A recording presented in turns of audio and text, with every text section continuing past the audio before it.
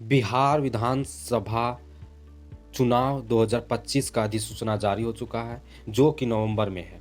इस चुनाव में 243 सीट में से अधिकतम सीट जो भी पार्टी या जो भी गठबंधन लाएगा उसका सरकार बनेगा, जिसका आंकड़ा है कि 122 सीटों से ऊपर 122 सीटों से पार जो कर जाएगा उनका सरकार बनेगा। वोटिंग का शेड्यूल जो है वो आ चुका है।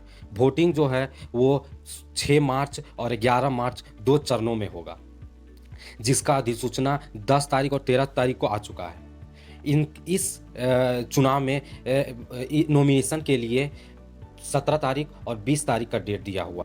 नॉमिनेशन का समीक्षा 18 तारीख और 21 तारीख को किया जाएगा। विड्रॉवल ऑफ नॉमिनेशन जो है उसका लास्ट डेट 20 और 23 अक्टूबर है।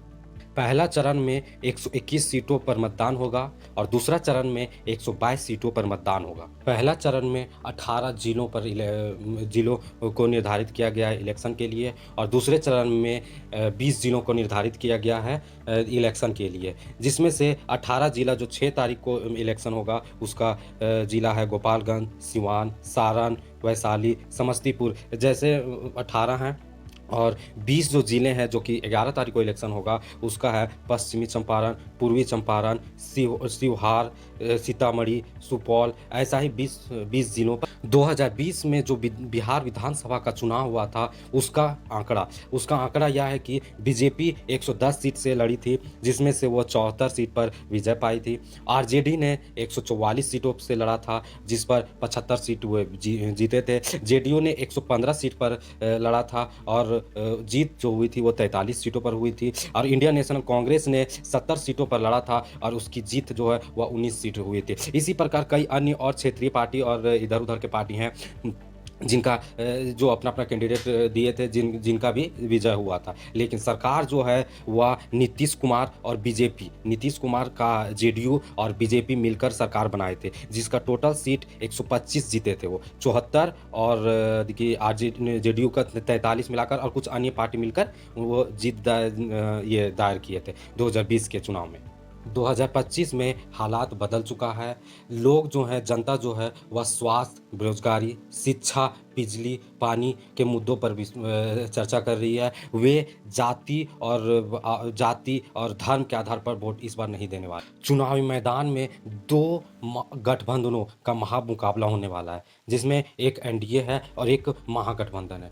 एनडीए में बीजेपी है, जेडीयू है, एलजेपी है जो कि रामविलास पासवान का है, और राष्ट्रीय लोक मोर्चा है, और हिंदुस्तान आम पार्टी है। इस चुनाव में जो एनडीए का सीट शेयरिंग है वो कुछ इस प्रकार है कि भाजपा 101 सीट पर चुनाव लड़ेगा। जदयू जो जेडीयू है, जो नीतीश कुमार का पार्टी है, वह 101 सीट पर चुनाव लड़ेगा। एलजेपी जो रामविलास पासवान का पार्टी है वो करीबन 29 सीटों पर चुनाव लड़ेगा, और अन्य जो पार्टियां हैं वो भी कुछ सीटों को बांटकर अन्य जो है 12 सीट पर वो चुनाव लड़ेंगे। यह जो आंकड़ा है यह बदल भी सकता है, क्योंकि अभी गहमा-गहमी चला हुआ पार्टियों के बीच में ज़्यादा सीट को लेकर कि ज़्यादा कैंडिडेट हम उतारेंगे, उस चीज़ को लेकर अभी गहमा-गहमी भी चल रहा है। बीजेपी ने अब तक अपने कैंडिडेट्स का 2 लिस्ट जारी कर चुका है, जिसमें से पहला लिस्ट में 71 कैंडिडेट्स का नाम दिया था और दूसरी लिस्ट में 12 कैंडिडेट्स का नाम दिया था।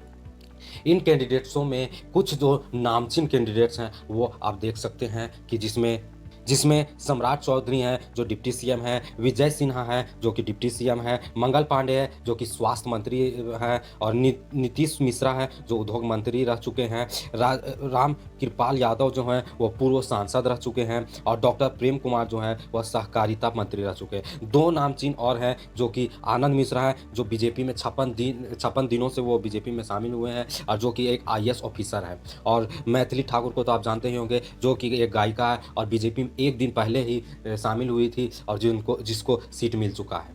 जेडीयू भी अब तक एक लिस्ट जारी कर चुका है, जिसमें वह 57 कैंडिडेट्स का नाम दिया है, जिसमें से कि आलम नगर से नरेंद्र नारायण यादव हैं, विहारीगंज से निरंजन कुमार मेहता हैं, सिंहेश्वर से श्री रमेश ऋषि देव हैं, मधेपुरा से श्रीमती कविता साहा है। आप इसी प्रकार कई नामों को जान सकते हैं जो कि मैं अभी देने वाला हूँ। एलजेपी ने अभी तक एक भी कैंडिडेट्स या एक भी लिस्ट जारी नहीं किया है, जो कि कुछ दिनों में मतलब 2-4 दिन में ही आने। महागठबंधन में मेन जो पार्टी है वह कांग्रेस है, आरजेडी है। ये अभी तक तो इनका शेयरिंग लिस्ट मतलब सीटों का शेयरिंग लिस्ट अभी तक जारी नहीं हुआ है, लेकिन फिर भी मैं कुछ आंकड़े दे रहा हूँ कि आरजेडी है जो है वह 118 सीटों पर देखिए चुनाव लड़ने जा रहा है। कांग्रेस जो है वह 55 के आसपास सीटों पर चुनाव लड़ने जा रहा है। वीआईपी जो है वह महागठबंधन में ही गठबंधन किए हुए है, वो लगभग 35 सीटों पर चुनाव लड़ने जा रहा है। और लेफ्ट जो एक पार्टी लेफ्ट है वह भी 30 सीटों पर चुनाव लड़ने जा रहा है। आरएलजेपी जो है वह 3 सीटों पर चुनाव लड़ने जा रहा है। इसी प्रकार सीटों शेयरिंग जो है वो मतलब कि ये बदल भी सकता है, ये अभी कंफर्म नहीं है कि यही सीट रहेगा।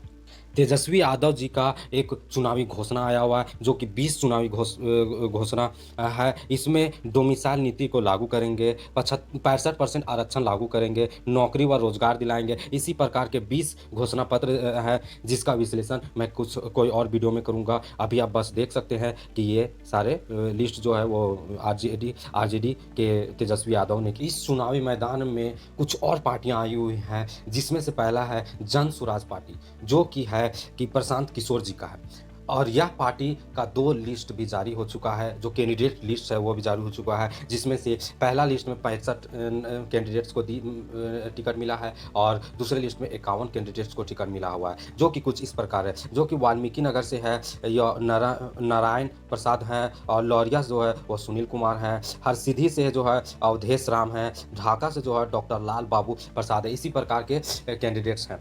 आप देख सकते हैं आपके क्षेत्र में कौन सा कैंडिडेट्स बढ़िया है। इस पार्टी के द्वारा एक कार्ड जारी किया गया है। यह कार्ड जो है वह परिवार लाभ कार्ड है। इस कार्ड का क्या फायदा है आप देख सकते हैं। ये कार्ड बनवा लीजिए, इसका नाम है परिवार लाभ कार्ड। आपके घर में कौन बेरोजगार है, कौन बूढ़ा है, कौन बच्चा को पढ़ाना है, जैसे ही आप कार्ड बनाइएगा ये सारा जानकारी हमको मिल जाएगा। और जैसे ही जनता का राज बना तब मुखिया, सरपंच, बीडीओ, सीओ सब गायब, सीधे जैसे बैंक से रुपया निकलता है वैसे सरकार के खजाने से इस कार्ड के माध्यम से 10, 12, 15 हजार रुपया आपको हर महीना निकलने लगेगा।